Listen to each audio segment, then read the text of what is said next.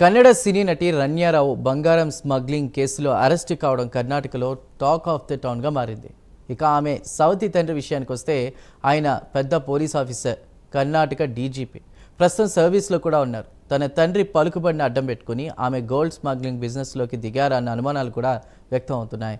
తాజా ఎపిసోడ్తో ఆమె తండ్రి భారీ షాక్కు గురయ్యారు. తన సర్వీస్లో ఎక్కడా చిన్న మచ్చలేదని వాపోతున్నాడు. మరి రన్యారావుకు బంగారం స్మగ్లింగ్ చేయాల్సిన అవసరం ఏమొచ్చింది? ఆమెను బ్లాక్మెయిల్ చేసి ఈ దందాలో దించారా? రన్యారావు గోల్డ్ స్మగ్లింగ్ కహాని గురించి ప్రత్యేక కథనంలో తెలుసుకుందాం.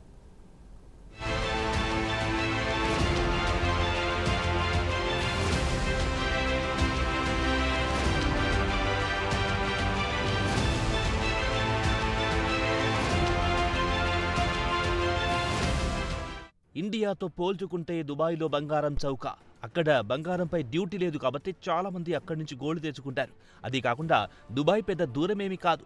ఇండియా నుంచి 3.5 గంటల ప్రయాణం. తరచూ మనం వార్తల్లో చూస్తూనే ఉంటాం. దుబాయ్ నుంచి వచ్చిన ప్రయాణికుడి నుంచి కిలోల కొద్ది బంగారం స్వాధీనం చేసుకున్నామని. అయితే స్మగ్లింగ్ కు పాల్పడే వారి విషయానికి వస్తే వారికి వేరే గత్యంతరం లేక ఈ రంగంలో దిగుతారు. మరి ఉన్నత కుటుంబానికి చెందిన రన్యారావుకు బంగారం స్మగ్లింగ్ చేయాల్సిన అవసరం ఏమొచ్చిందనే అనుమానాలు వ్యక్తమవుతున్నాయి. కాగా అధికారులు కూడా ఆమె ఒక్కరే బంగారం స్మగ్లింగ్ కి పాల్పడ్డారా లేక Dubai India network smuggling gang తో ఆమెకేమైనా లింకులున్నాయా అని ఆరా తీస్తున్నారు.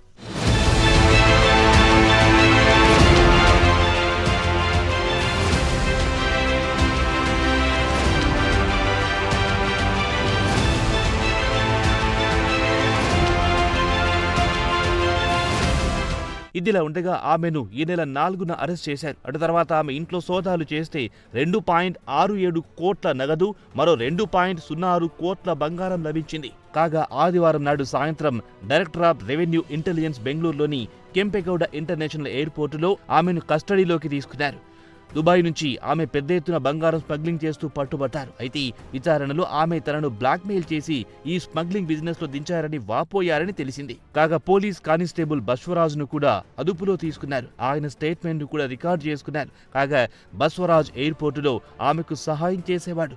ఈ కేసులో కానిస్టేబుల్ పాత్ర గురించి కూడా అధికారులు కూపీలాగుతున్నారు. ఈ నెల 4వ తేదీన ఆమె అరెస్టు తర్వాత ఆమె ఇంటిని అధికారులు సోదా చేశారు. సోదాలో నగదుతో పాటు బంగారం కూడా స్వాధీనం చేసుకున్నారు. అలాగే ఆమె ఇంటి నుంచి 3 అతిపెద్ద బాక్సులను స్వాధీనం చేసుకున్నారు డిఆర్ఐ అధికారులు. మొత్తం 17.29 కోట్ల బంగారం, నగదును ఆమె నుంచి స్వాధీనం చేసుకున్నారు డిఆర్ఐ అధికారులు.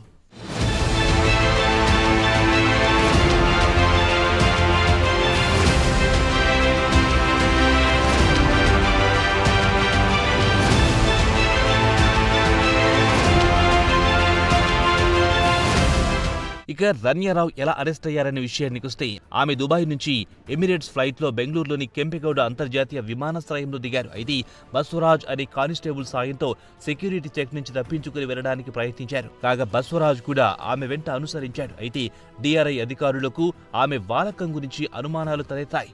వెంటనే ఆమెను సోదా చేస్తే రెడ్ హ్యాండెడ్ గా బంగారం కన్సైన్మెంట్ లో పట్టుబట్టారు. అటు తర్వాత ఆమెను సోదా చేస్తే 14.2 కిలోల విదేశీ బంగారం తన జాకెట్ లోపల దాక్కుని వచ్చినట్టు డిఆర్ఐ అధికారులు కనుగొన్నారు. కాగా ఈ బంగారం విలువ 12.56 కోట్లుగా లెక్క కట్టారు. ఆమెను అరెస్ట్ చేసి డిఆర్ఐ ఆఫీస్ కు తరలించారు. అక్కడే విచారణ కూడా మొదలెట్టారు. ఇక రన్యారావు విషయానికి వస్తే గత కొన్ని నెలల నుంచి ఆమె తరచూ విదేశాలకు వెళ్లొస్తున్నారు. అప్పటి నుంచి డిఆర్ఐ అధికారులు ఆమెపై అనుమానం రావడం మొదలయ్యింది. ఇక ఆమెకు దుబాయ్లో కానీ ఇతర దేశాల్లో కానీ ఎలాంటి వ్యాపారాలు లేవు. అలాంటిది ఆమె తరచూ దుబాయ్కి ఎందుకు వెళ్తున్నారన్న అనుమానాలు సహజంగానే అధికారులకు తలెత్తాయి. అప్పటి నుండి ఆమెపై ఓ కన్నేశారు. ఇక ఆమె భర్తను కూడా పిలిపించి విచారించాలనుకుంటున్నారు డిఆర్ఐ అధికారులు.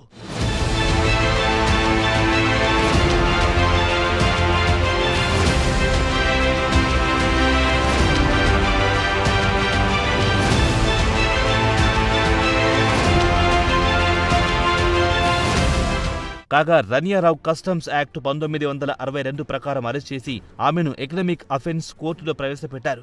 కోర్టు ఆమెకు 14 రోజుల పాటు జ్యుడిషియల్ రిమాండ్కు తరలించారు. కాగా ఆమెను క్వారంటైన్ సెల్లో ఉంచి విచారణ చేపట్టనున్నారు. రన్యారావు అరెస్టుతో ఆమె సవతి తండ్రి Karnataka DGP doctor K Ramachandra Rao ఈ వివాదానికి దూరంగా ఉంచదలుచుకున్నారు. తన సర్వీస్లో వచ్చిన మచ్చ కూడా లేదని ఆయన వాపోతున్నాడని తెలిసింది. కాగా డీజీపీ రావు ఓ జాతీయ మీడియాతో మాట్లాడుతూ తన కుమార్తె కార్యకలాపాలతో తనకు ఎలాంటి సంబంధం లేదని తేల్చి చెప్పారు. 4 నెలల క్రితమే ఆమె పెళ్లి చేసుకున్నారు. అప్పటి నుంచి ఆమె తమతో కలవలేదని చెప్పారు డీజీపీ. ఆమె గురించి కానీ ఆమె భర్త వ్యాపార కార్యకలాపాల గురించి తనకు తెలియదు. ఈ వార్త విని తాను భారీ షాక్కి గురయ్యారని, చట్టం తన పని తాను చేసుకుపోతుందని వేదాంత ధోరణిలో చెప్పారు.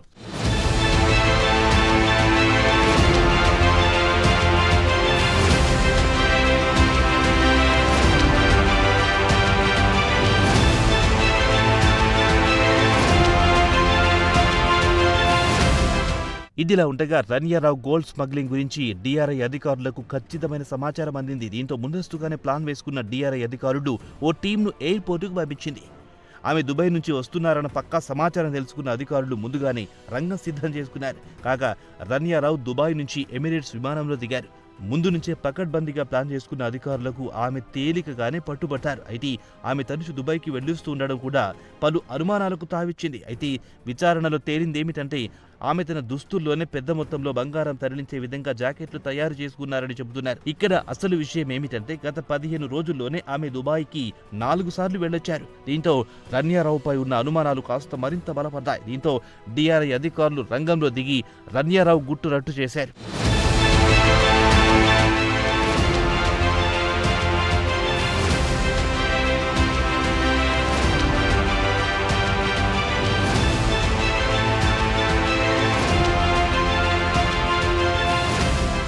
ప్రాథమిక విచారణలో తేలిందేమిటంటే ఆమె తనకున్న పలుకుబడిని ఉపయోగించి కస్టమ్స్ సెక్యూరిటీ చెక్ల నుంచి బయటపడేవారంతా ఆమె తండ్రి డీజీపీ అన్న విషయం తెలిసిందే. దీన్ని అడ్డుపెట్టుకుని ఆమె తరచూ దుబాయ్ నుంచి బంగారం తేలికగా స్మగ్లింగ్ చేసేవారు. ఇక రన్యారావు ఒక్కరే స్మగ్లింగ్ కు పాల్పడ్డారా లేక దుబాయ్ ఇండియా నెట్వర్క్ లో ఆమె చేరి ఈ దందాలో దిగారా అని కూపి లాగుతున్నారు అధికారులు. అయితే విశ్వసనీయ వర్గాల సమాచారం ప్రకారం ఆమెకు కిలో బంగారంపై ₹1,00,000 ముట్టజెప్పేవారని తెలిసింది. ఒక్క ట్రిప్కి దుబాయ్కి వెళ్ళొస్తే 12 నుంచి 13 లక్షలు సంపాదించుకునేవారు. తాజాగా ఆమె నుంచి 15 కిలోల బంగారు కడ్డీలు స్వాధీనం చేసుకున్నారు. దాని విలువ దాదాపు 12.56 కోట్లని చెబుతున్నారు. విచారణలో మరింత విస్తుపోయే విషయాలు వెలుగు చూసే అవకాశం ఉందని అధికారులు భావిస్తున్నారు. గత ఏడాది నుంచి ఇప్పటి వరకు సుమారు 30 సార్లు దుబాయ్కి వెళ్లొచ్చారు. ప్రతి టిప్లో ఆమె కిలోల కొద్ది బంగారం ఇండియాకు తెచ్చారని చెబుతున్నారు. విచారణలో ఆమె బంగారం స్మగ్లింగ్ చేసేందుకు అనువుగా జాకెట్లు కుట్టించుకున్నారని, అలాగే వేయిస్ట్ బెల్ట్లో కూడా బంగారం దాచుకుని తీసుకొచ్చారని చెబుతున్నారు డీఆర్ఐ అధికారులు.